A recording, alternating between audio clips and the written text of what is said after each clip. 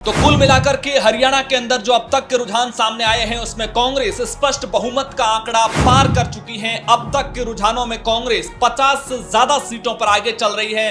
हालांकि अभी तक तस्वीर 11-12 बजे तक क्लियर होगी, तब तक ये कहना बहुत ज्यादा जल्दबाजी होगी कि कांग्रेस 50 से ज्यादा सीटों पर जीतती है या परिणाम क्या रहते हैं। लेकिन रुझान कम से कम ये तो तय कर रहे हैं कि कांग्रेस स्पष्ट बहुमत के साथ इस बार सरकार बनाती हुई नजर आ रही है और बीजेपी के लिए परिणाम कमोबेश वैसे ही नजर आ रहे हैं जिस तरीके के एग्जिट पोल के अंदर तस्वीर उभर करके सामने आई थी।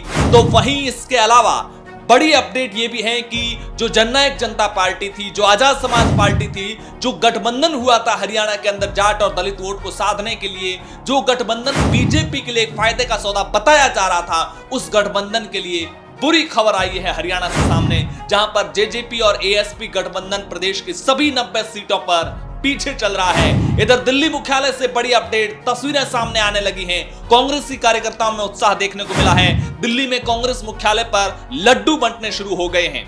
जी हाँ, बिल्कुल। दिल्ली कांग्रेस मुख्यालय पर सुबह की तस्वीरें जिस तरह से आई थी कि वहाँ पर ढोल नगाड़े बजाने शुरू हो चुके थे, अब लड्डू भी बंटने लगे हैं, क्योंकि वहाँ पर जहाँ कांग्रेस 50 सीटों पर आगे चल रही है, जिस तरह का दावा भूपेंद्र सिंह हुड्डा का था, दीपेंद्र सिंह हुड्डा का था, और जिस तरह से कांग्रेस ने परफॉर्मेंस दी थी लोकसभा चुनाव पे, उसका असर साफ देखने को मिल रहा है। बीजेपी ने जिस तरह से एक चाल चली थी कि 6 महीने पहले नायब सिंह सैनी को मुख्यमंत्री बनाया गया था ताकि वहाँ के वोटर्स को साधा जाए, उसका कहीं ना कहीं नुकसान देखने को मिल रहा है। वही 8 सीटों पर सबसे बड़ी अपडेट है कि निर्दलीय उम्मीदवार लगातार अपनी बढ़त बनाए हुए हैं और ये 8 निर्दलीय उम्मीदवार क्या किंग मेकर की भूमिका में निभाएंगे या नहीं, ये देखने वाली बात होगी। साथ ही सरकार बनाने की जो संभावित परिणाम हैं उस पर अभी सबकी नजर बनी हुई है। बिल्कुल दीपक, आपने कहा कि 8 सीटों पर निर्दलीय उम्मीदवारों ने बढ़त तो बनाई है, लेकिन ये किंग मेकर की भूमिका में तब नजर आएंगे जब कांग्रेस बहुमत के आंकड़े से पीछे रह जाए और बीजेपी 35 या 40 के आसपास की अगर सीटों पर चुनाव जीतने में कामयाब होती है, तब ये निर्दलीय किंग मेकर की भूमिका में आ सकते हैं। जो बीजेपी के लिए निर्दलियों को लेकर के ये भी संभावना जताई जा रही है कि अगर बीजेपी निर्दलियों के साथ मिलकर के सरकार बनाने की स्थिति में होती है तो निर्दलीय ज्यादातर बीजेपी के साथ जाना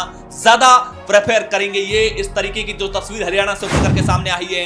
दूसरा, आपने बताया कि चुनाव परिणामों पर सबकी नजर बनी हुई है। बिल्कुल आपने सही बताया, राहुल गांधी, प्रियंका गांधी दिल्ली से चुनाव परिणामों पर एक-एक सीट के अपडेट पर नजर रख रहे हुए हैं। इसके अलावा बताया जा रहा है कि बीजेपी के राष्ट्रीय अध्यक्ष जेपी नड्डा शुरुआती रुझानों के बाद से ही पीएम मोदी से मिलने के लिए पहुंचे हैं और इस वक्त करीब सभी सीटों के अपडेट सामने आ चुके हैं। शुरुआती रुझान सामने आ चुके हैं। प्रदेश के 22 जिलों के 93 सेंटर पर मतगणना हो रही है और मतगणना से पहले जिस तरीके से सुबह तस्वीरें सामने आई, नायब सिंह सैनी हनुमान जी के मंदिर जाते हैं, इसके अलावा दूसरे मंदिरों में पूजा पाठ करते हैं और उसके बाद उन्होंने मीडिया से बात करते हुए दावा किया कि शुरुआती रुझान किसी भी दिशा में जा रहे हो या फिर एग्जिट पोल ने 2 दिन पहले कुछ भी नतीजे दिए हो, लेकिन दोपहर के बाद धीरे धीरे जब तस्वीर क्लियर होगी तब बीजेपी हरियाणा के अंदर सरकार बनाएगी। हालांकि नायब सिंह सैनी काफी हंसते मुस्कुराते और पॉजिटिव नोट के साथ नजर आए। हालांकि ये राजनीतिक मुस्कान थी या नहीं थी, ये देखने वाली बात होगी। दीपक जी हाँ, बिल्कुल। नायब सिंह सैनी का भी हाल में एक बयान भी सामने आया है कि अगर हार होती है बीजेपी की तो सारी जिम्मेदारी वो लेंगे, क्योंकि चेहरा वही थे। तो ये एक क्या चाल चली है बीजेपी ने, देखने वाली बात होगी कि सैनी ने जिस तरह अपने ऊपर जिम्मेदारी का ठिकरा अपने सर पर लेने की सोची है। वहीं एक बड़ी खबर है आम आदमी पार्टी को लेकर, जहां आम आदमी पार्टी हर जगह से पिछड़ते हुए नजर आ रही है। दिल्ली और पंजाब में सरकार बनाने के बाद भी दिल्ली में आप मुख्यालय पर सन्नाटा पसरा हुआ है। जो केजरीवाल ये कहते थे कि मैं हरियाणा का बेटा हूं, मैं हरियाणा से हूं,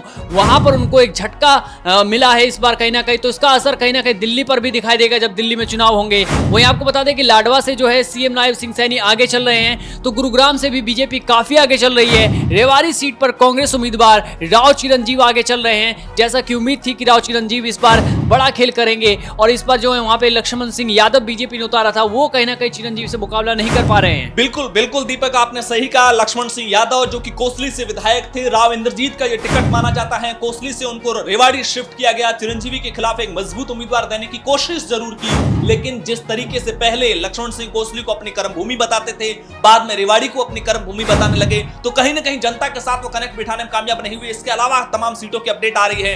हिसार से सावित्री जिंदल आगे चल रही है, जुलाना से विनेश फोगाट आगे चल रही है। जुलाना जिसने सिर्फ हरियाणा ही नहीं देश भर की नजरें हरियाणा की अगर सियासत पर थी तो जुलाना पर थी, विनेश फोगाट पर थी। इसके अलावा उचाना कला से जेजेपी के दुष्यंत चौटाला पीछे चल रहे हैं। हालांकि गढ़ी सांपला किले से भूपेंद्र सिंह हुड्डा अपनी मजबूत सीट से अपने किले से आगे चल रहे हैं।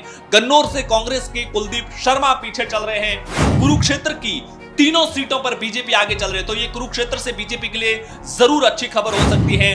डबवाली से इनेलो कैंडिडेट दिग्विजय चौटाला आगे चल रहे हैं, ये एक अच्छी खबर है। गुरुग्राम से मुकेश शर्मा आगे चल रहे हैं। मोहित ग्रोवर फिलहाल कांग्रेस प्रत्याशी पीछे चल रहे हैं। निर्दलीय नवीन गोयल ने यहां पर जरूर बीजेपी का खेल बिगाड़ने की कोशिश की थी, लेकिन शुरुआती रुझानों में मुकेश शर्मा आगे चल रहे हैं। हालांकि अभी तक ये शुरुआती रुझान है, इसे फाइनल रिजल्ट नहीं कहा जा सकता है। पटौदी से बीजेपी आगे चल रही है। नारायणगढ़ से शैली चौधरी आगे चल रही है। तोशाम से बीजेपी की प्रत्याशी श्रुति चौधरी आगे चल रही हैं। अटेली से बीजेपी की आरती राव आगे चल रही हैं। राव इंद्रजीत की बेटी और उनका अपना गढ़ वहां पर आगे, अगर यहां से आरती राव चुनाव नहीं जीतती हैं तो ये राव इंद्रजीत की सियासत के लिए बड़ा झटका हो सकता था।